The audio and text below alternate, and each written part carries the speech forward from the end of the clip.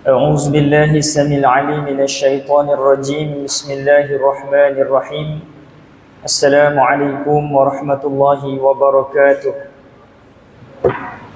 الحمد لله رب العالمين وبه نستعين على عمر الدنيا والدين والصلاة والسلام على أشرف الأنبياء والمرسلين وعلى آله وصحبه أجمعين قال رب اشرح لي صدري ويسر لي أمري واحلل عقدة من لساني يفقهوا قولي أما بعد.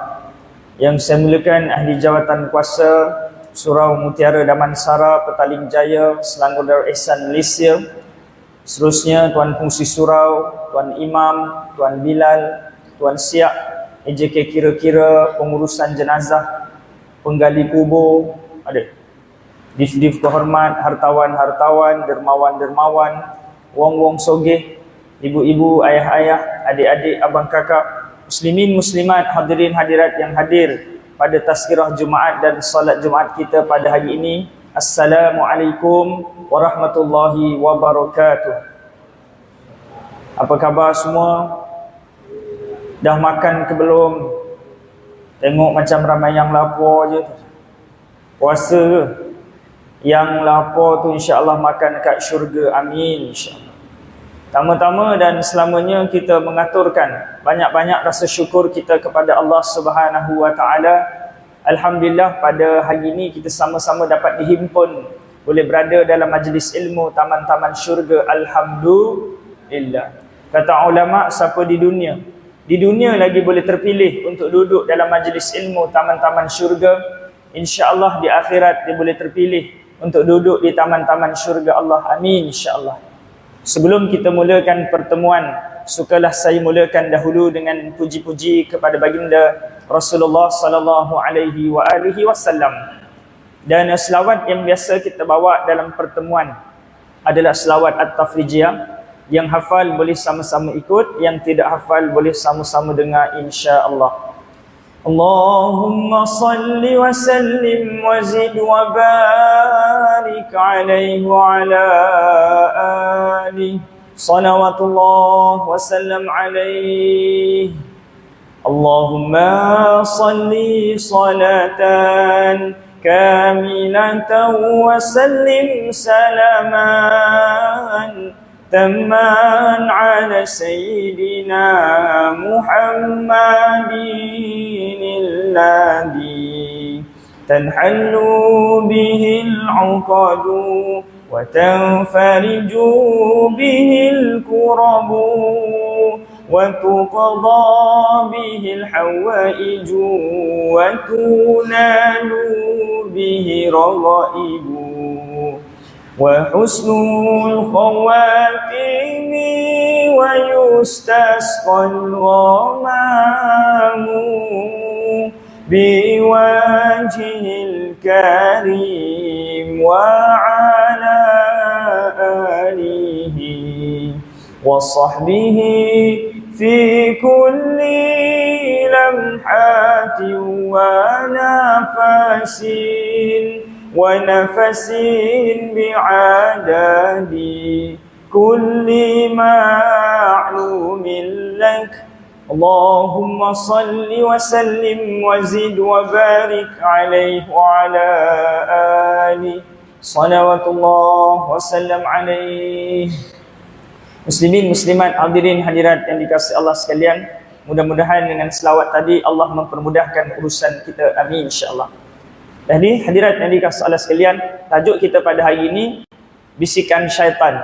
Yang dalam hidup ini sekalian, ya, setiap di kalangan kita ada iblis, ada syaitan yang sentiasa membisik, ya, sentiasa kita kata menggoda kita. Ini dia. Ya, ada syaitan yang khusus untuk merosakkan, meruntuhkan rumah tangga. Ya, ketika mana kita dalam dunia percintaan sebelum perkahwinan rasa indah-indah je. Tapi bila mula saja kita ikatan pernikahan, maka di sana ada je konflik rumah tangga. Kerana apa dia? Ada bisikan-bisikan. Ya, begitu juga yang mana apa dia? Ya, bila mana seorang itu diuji dengan harta, maka datang bisikan. Bisikan apa dia? Bisikan bakhil. Asyaitanu ya'idukumul faqr wallahu ya'idukum maghfiratum minhu wa fadlah. Syaitan ni dia apa dia? Menjanjikan kita jangan sedekah, nanti kurang harta. Ini dia. Nanti kamu akan jadi fakir, kamu jadi miskin, kamu jadi kurang harta. Wallahu ya'idukum maghfiratum minhu wa fadlah. Allah Taala menjanjikan, menggandakan siapa-siapa punya harta ni. Allah Taala menjanjikan ya'idukum, yang pertama maghfirah, pengampunan. Maghfiratum minhu wa fadla, dan kelebihan. Hadirin hadirat yang dikasihi Allah sekalian, ya, di kalangan kita ni, ada di kalangan kita yang sekarang ni musim cuti sekolah. Ada yang mana daripada sekolah ataupun universiti ataupun kolej yang jauh-jauh kan. Ya, misalnya mana-mana, di Penang ke, di Kedah ke, balik jumpa mak ayah. Dia ada iblis yang dikhususkan untuk menggoda, yang mana apa dia? Dah lah kita dah lama tak jumpa dengan mak ayah. Jumpa mak ayah, gaduh pula, memang saja. Ini dia. Allahumma salli ala sayyidina Muhammad. Kemudian dia ada iblis yang ditugaskan untuk dia mengganggu solat kita. Sebab itu hari sekalian, berdiri ni dalam keadaan solat ni, kita terasa berat. Tapi kalau bersembang. Ada seorang haji jumpa saya, Ustaz, saya ni kalau umur dia dah 70. Saya Ustaz, kalau sembang ni tak apa. Kaki ni, dia jadi tahan walaupun berdiri. Tapi kalau solat. Ini dia, kejap dia bergetar lutut tu dia. Itu dia. Kerana apa dia? Kerana bila mana kita sembahyang ni tuan-tuan, setan ni dia akan bergayut-gayut dekat setiap sendi kita ni, kita akan terasa berat. Dan ketika mana kita sembahyang, dia akan ingatkan, dia akan bisik pada kita semua rancangan-rancangan dunia kita, angan-angan dunia kita. Jadi kita sembahyang jadi nak cepat. Ya, sebab apa dia? Masa itulah teringat nak makan, masa itulah teringat ada meeting, masa tu. Jadi sembahyang kita jadi nak cepat. Siapa yang sedemikian, maka hadirin hadirat yang dikasihi Allah sekalian, ketahuilah itu di kalangan antara bisikan-bisikan syaitan. Kenapa syaitan ni begitu bersungguh untuk mengganggu anak Adam ini? Kerana setiap iblis dan syaitan, bila mana dia gagal mengganggu, dia kena denda, dia kena azab. Dia kena azab sesama dia. Ketua syaitan, dia akan mengazab mana-mana anak-anak buah yang gagal menggoda. Ini dia. Sebab itu mereka bersungguh-sungguh menggoda manusia ni. Kerana apa dia? Kerana bila mana dia gagal, maka dia akan kena seksa. Hadirin hadirat yang dikasihi Allah sekalian, maka bagaimana kita nak mengawal supaya iblis dan syaitan ini tidak, kita kata, sentiasa menggoda kita? Kerana iblis syaitan ni tuan-tuan sekalian, mereka sedang berenang-renang dalam saluran darah kita. Jadi ulama pesan pada kita, dua kaedah cara untuk mengelakkan iblis syaitan ini sentiasa berenang-renang dalam saluran darah. Sekali, banyakkan berpuasa, dan yang kedua, banyakkan yang namanya solat sunat. Yang pertama, banyakkan berpuasa, yang kedua, banyakkan berzikir. Ini dia. Solat sunat ke apa semua tu dalam kalangan zikir lah, baca Quran, banyakkan zikir. Sebab itu sebelum kita menunaikan salat, hendaklah kita kosongkan hati kita. Kosongkan apa? Kosongkan dari sudut dunia. Yang ada jawatan, sangkutkan jawatan-jawatan, pangkat-pangkat dekat pagar surau, pagar masjid. Kosongkan. Kita datang ni sebagai hamba Allah Ta'ala. Ni bila mana kita ada jawatan, aku ni ada jawatan ni, tiba-tiba duduk belakang, patutnya duduk dekat kapal. Contoh kan? Ni dia. Kita sangkutkan jawatan-jawatan kita, kita hanya hamba biasa, hamba yang mana apa dia? Hamba yang dicipta daripada air mani yang hina, keluar daripada tempat yang hina, dipenuhi dengan darah dan najis. Kita hanya manusia yang hina, mulianya kita kerana agama. Kita mula hadis sekalian, macam mana kita nak semayang? Kita nak semayang ni himpunan doa dan zikir. Puncak doa adalah solat. Betul Rasulullah ketika mana tahun kesedihan, Rasulullah di Isra' dan Mi'rajkan, Allah Ta'ala hadiahkan solat. Kerana solat adalah perhubungan kepada Allah. Kita sedih, kita berhubung dengan manusia. WhatsApp, Facebook, telefon. Jadi bila sedih ni yang di sekalian, hakikat yang bagi ujian ni Allah. Jadi yang boleh selesaikan juga Allah. Allah bagi aplikasi solat, apps solat. Supaya kita boleh mengadu kepada Allah Ta'ala. Jadi sekalian, solat ni tuan-tuan, macam mana tanda solat kita ni betul-betul sampai pada Allah Ta'ala. Jadi sekalian, kita kena hadirkan hati. Bagaimana kita semayang dalam keadaan pecahnya hati, remuknya hati. Ni tanda solat kita ni mudah nak dimakbulkan, nak diterima oleh Allah Ta'ala. Apa maksud hati yang pecah? Hati yang remuk. Hati yang remuk tuan-tuan. Adik sekalian, mungkin ada di kalangan kita yang ditinggal pasangan. Remuk hati itu. Jadi bila semayang tu meleleh air mata tu, remuknya hati. Itu dia. Ada yang mungkin ditinggal anak lari rumah, remuk hati. Datang masjid ni dalam keadaan remuk hati. Ada di kalangan kita yang baru kena tipu, Ya, juta-juta, ratus-ratus ribu. Semalam, ya, saya datang kuliah, ada seorang ibu tu, dia kata suami dia baru rugi puluhan juta. Remuk hati ni. Ya, datang ni dalam keadaan remuk hati. Kita angkat takbir ni, apa ujian kita? Ya Allah, kita sembahyang adalah apa dia? Sembahyang adalah cara untuk kita bersembang dengan Allah. Dan manakala Quran cara Allah Ta'ala sembang dengan kita. Apa maksud Allah sembang dengan kita? Al-Quran itu kalamullah. Jadi seolah-olah Allah Ta'ala sedang bercakap dengan kita. Ya, salat ini aplikasi kita nak bersembang dengan Allah. Macam mana? Bermonolog.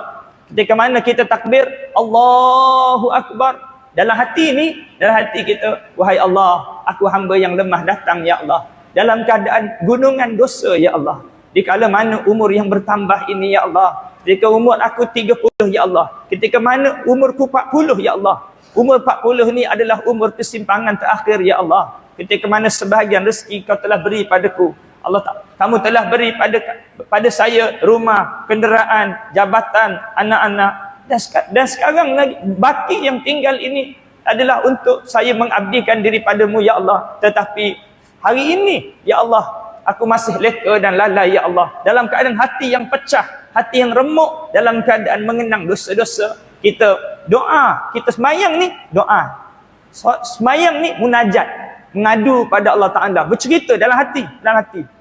Bismillahirrahmanirrahim, Alhamdulillahi Rabbil Alamin. Imam duk baca ke, kita duk baca ke, hati ni duk apa dia? Duk berbisik dengan Allah. Wahai Allah, hamba-Mu datang ya Allah, hamba datang dengan dosa yang banyak ya Allah.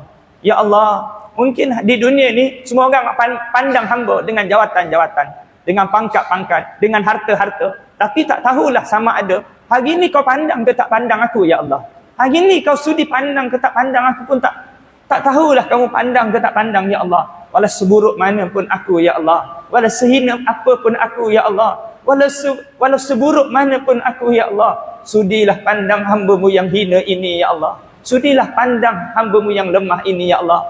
Ampun dosa-dosa hamba-Mu yang banyak ini ya Allah. Pada siapa lagi kami mohon mengadu dan minta pengampunan ini ya Allah. Ni dalam keadaan kita bersemayang, kita mengadu. Kemudian kita mengadu hal ahli keluarga kita. Ya Allah, saya ya Allah diuji dengan ujian anak ya Allah. Saya diuji dengan ujian isteri ya Allah. Saya diuji dengan ujian, kalau isteri seorang, kalau ramai isteri-isteri ya Allah. Tu dia. Ya, maknanya dalam semayang ni mengadu kepada Allah Ta'ala. Ni Allah Ta'ala jadikan solat ni 5 waktu supaya mengadu pada Allah. Sesiapa yang banyak mengadu pada makhluk, dia akan kurang mengadu kepada Allah. Siapa yang banyak mengadu kepada Allah, dia akan kurang mengadu kepada makhluk. Tu yang kopi malam-malam nak habiskan cawan kopi sampai 3 jam. Sebab apa dia? Sembang kencang, pokok boleh tumbang, gajah boleh terbang. Ni dia. Bila sembang banyak ni, kita ngadu YB, jalan berlubang, ngadu itu, ngadu ini, ngadu anak, ngadu isteri.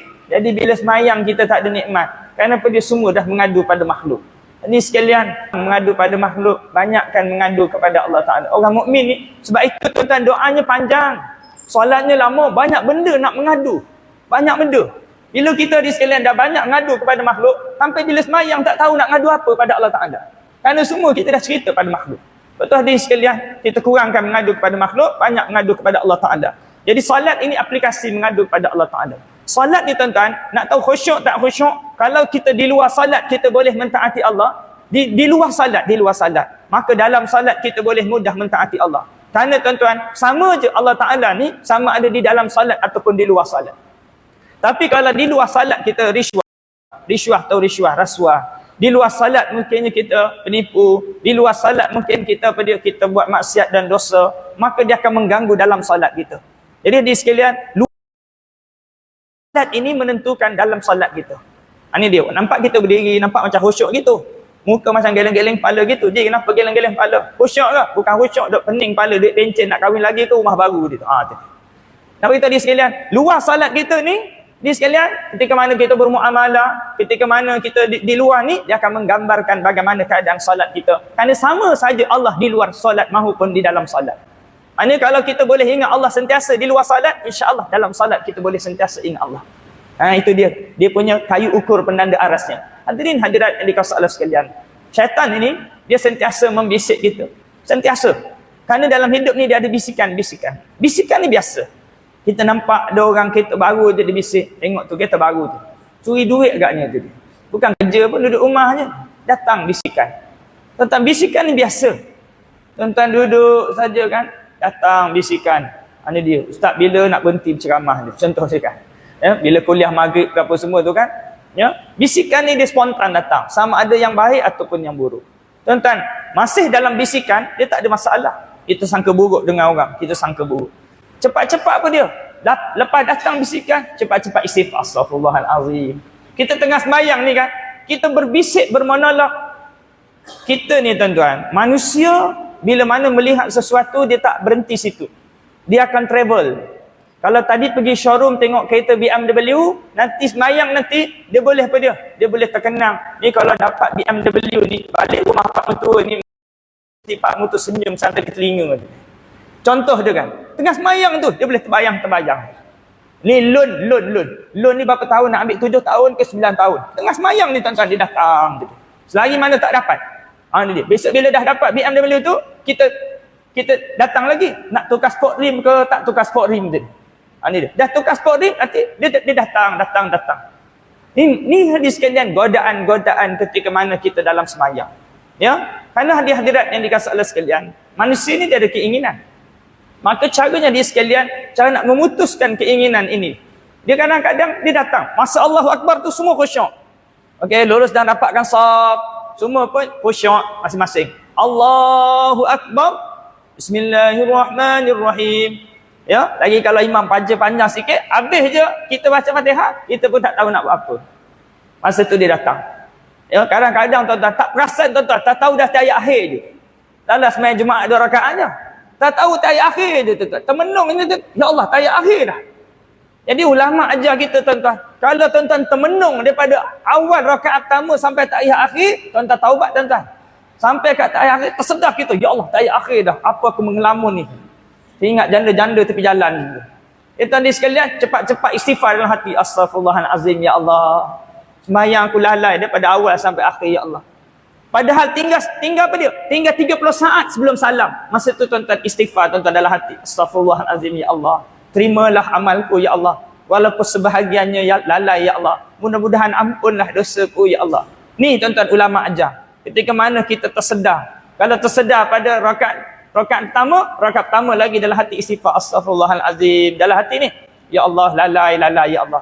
Kita cepat-cepat ingat balik pada Allah Ta'ala. Kerana manusia ni Allah Ta'ala jadikan hadirin sekalian. Manusia ni dia mudah lalai, mudah lupa. Walau siapa pun dia. Walaupun kita dah berusaha ni untuk kita sentiasa ingat Allah, tapi godaan syaitan tidak pernah berhenti tuan-tuan. Hadirin hadirat yang dikasihi Allah sekalian. Maka untuk menjaga diri kita sentiasa terus ingat pada Allah Ta'ala, kita kena ada latihan zikir dalam hati. Latihan zikir dalam hati ni tuan-tuan, kita kena bermula daripada hari ini. Bagaimana caranya? Tuan-tuan sedang dengar kuliah saya ni, telinga dengar. Tapi hati ni apa dia? Allah, non-stop. Sampai dia jadi biasa. Apa-apalah. La ilaha illallah, la ilaha illallah. Mulut ni orang tengok kita diam. Tapi Allah Ta'ala tahu, Allah Maha tahu. Hati kita ni sedang apa dia? Sedang berzikir. Allah. Nampak macam kita sedang senduk nasi lepas ni. Tapi hati sedang Allah. Tuan-tuan, hati yang sedang berzikir sudah sukar untuk iblis dan syaitan untuk tembusi tuan-tuan. Jadi daripada saat ini kita latih. Nanti kita sambil memandu, kita nak pergi kerja, ya, sambil. Jadi bila mana Allah, tiba-tiba orang terlanggar, kita belakang, tercium, tepung. Jadi kita Allahu Akbar. Dia tak ada mencarut binatang kat zoo tu. Kerana apa dia? Hati ni tuan-tuan. Hati ni kita dah latih ingat Allah Ta'ala. Ini dia. Sebab tadi kita kata, dua yang akan menghalang iblis syaitan daripada menggoda kita. Yang pertama, banyakkan puasa. Yang kedua, apa dia? Kerana puasa menundukkan nafsu. Yang kedua, apa dia? Yang kedua, banyakkan berzikir pada Allah Subhanahu Wa Ta'ala. Jadi pada sekarang kita latih supaya diri kita ni banyak zikir, banyak ingat Allah Ta'ala. Walau di mana pun kita berada, kita mati dalam keadaan zikir. Mancing, mati. Orang nampak tengok kita mancing, hati sedang zikir pada Allah Ta'ala. Meninggal kita. Ya, kita tengah buat apa? Main golf ke, main bowling ke, main futsal ke, badminton ke, nampak macam mati main badminton. tapi sebenarnya kita sedang berzikir pada Allah Ta'ala. Ni kita latih. Jadi tuan-tuan, bila saya cakap ni tuan-tuan, kejap ingat, kejap lupa. Tapi kalau teringat tu, cepat-cepat zikir balik. Kita kan nak cuba buat setiap masa. Tiba-tiba terlupa kan? Terlupa. Tapi bila teringat je, Astaghfirullahaladzim, aku ni lupa. Kerana ulama' ni, dia rasa berdosa bila lupa pada Allah Ta'ala.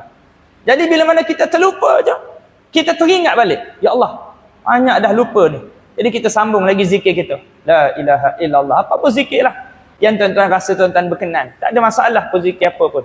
Janji kita sentiasa ingat Allah, selawat ke, zikir ke, istighfar ke, subhanallah ke.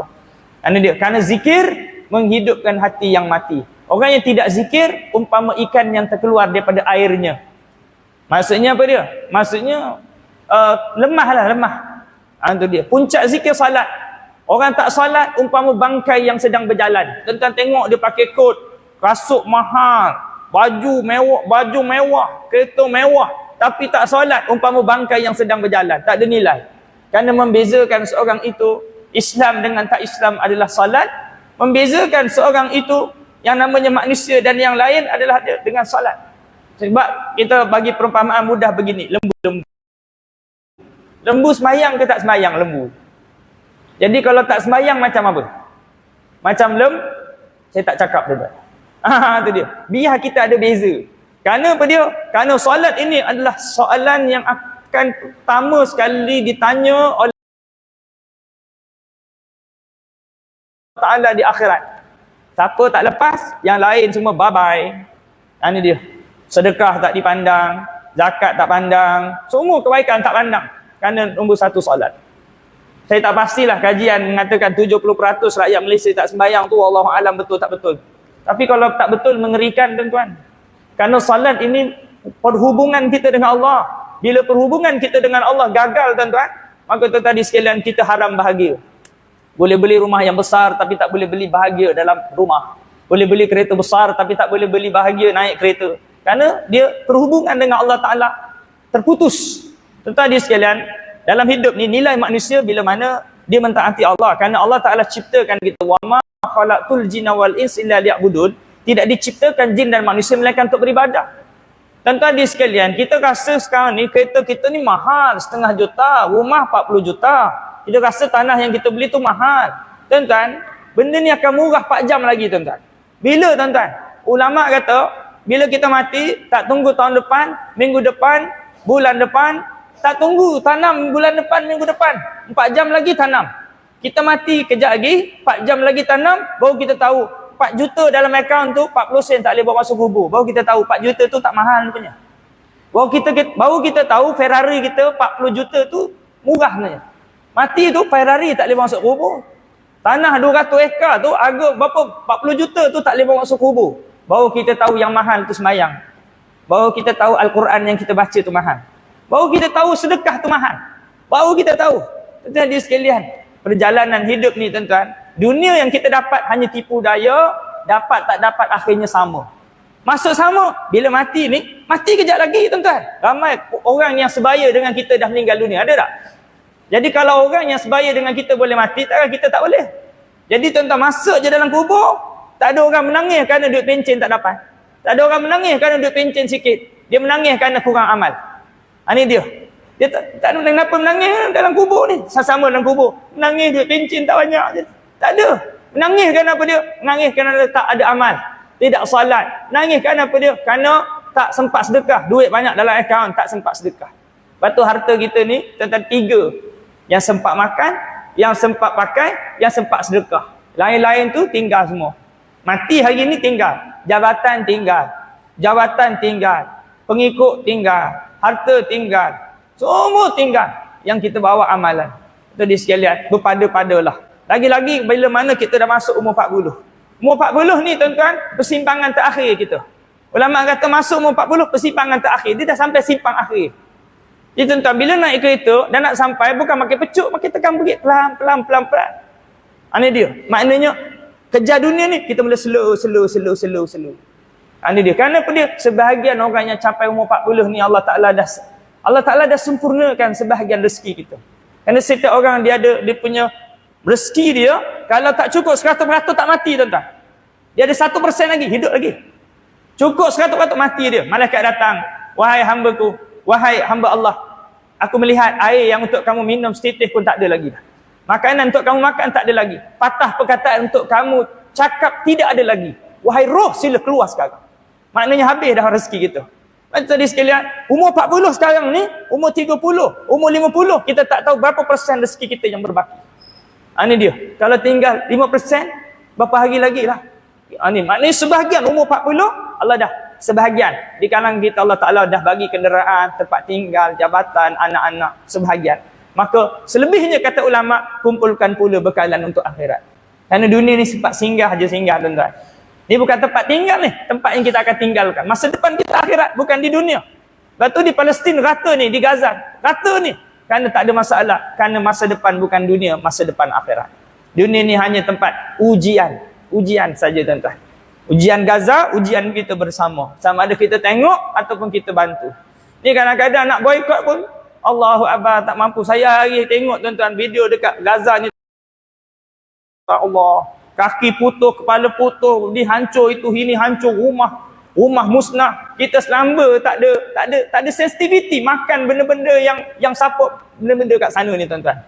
Ini jangan kata nak pergi perang, nak boykot pun tak mampu. Allahu Akbar. Besok Allah Ta'ala tanya besok tuan-tuan di hadapan Allah, apa yang kamu bantu untuk saudara se-Islam? Maka tuan-tuan, jawablah sama-sama kalau kita boleh jawab tuan-tuan. Ya, mudah-mudahan sama-sama insya-Allah kita sama bantu apa yang kita boleh bantu. Tuan-tuan, kalau tengok tuan-tuan, rumah anak kita terbakar, apa yang kita boleh bantu? Kamu bagi tahu ayah apa yang ayah boleh bantu? Ini dia. Nak duit, nak apa? Nak ayah datang sekarang. Ni, saudara mara kita kat Palestin ni, apa yang kita boleh bantu? Ini dia. Nak hantar doa, nak hantar duit, nak hantar apa ni? Duit pun kadang-kadang tak sampai. Nak boykot, boykot lah. Apa saja yang kita boleh bantu tuan-tuan. Kerana semuanya akan ditanya oleh Allah Subhanahu Wa Taala. Dan ini ujian kita tuan. Ya, jadi Allahumma salli ala sayyidina Muhammad. Saya rasa sekarang itulah perkongsian kita pada hari ini. Mudah-mudahan suntikan kita pada hari ini memberi manfaat untuk kita bersama. Yang dah ada barang-barang boykot tu jangan dibuang, pakai. Yang belum beli jangan beli, yang belum makan jangan makan. Itu saja. Anda dia jangan ini telefon ni buang mana? Kenapa? Sebab ni Yahudi punya. Yang dah beli dah lah. Yang belum beli jangan beli. Itu kena faham tu. Jadi wallahu taala alam, yang baik datang daripada Allah, kemah tadri saya. Aku lu qauli hada wa astaghfirullahal azim li wa lakum. Wassalamu alaikum warahmatullahi wabarakatuh.